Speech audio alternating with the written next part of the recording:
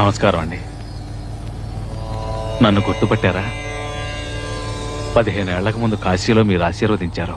తర్వాతే గొప్పవాణ్ణి అయ్యాను. తమరిక్కడున్నారని విన్నాను. ఓసారి చూసిపోదామని వచ్చాను. ఈ కానుక స్వీకరించండి. ఏమిటిది? దీనివల్ల ఈ జడానికి ఏం ఉపయోగం? సర్వం తెలిసిన మీకు నేను చెప్పాలా? ఈ లోకంలో ధనం లేకుండా జీవించడం కష్టం అండి. ధనం మూలం ఇదం జగత్తు కదా. ఇప్పుడు నీకేం కావాలి? మీ ఆశీర్వాదం వల్ల నా ఆశలు నెరవేరినాయి. కానీ జీవితంలో నాకు మనశ్శాంతి లేదు.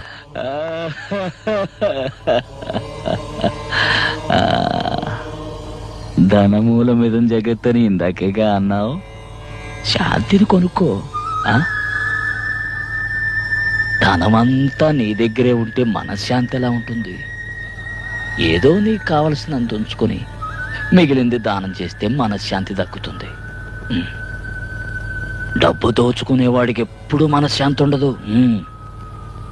పుణ్యం దాచుకునేవాడికి ఎప్పుడూ అది తోడుగా ఉంటుంది.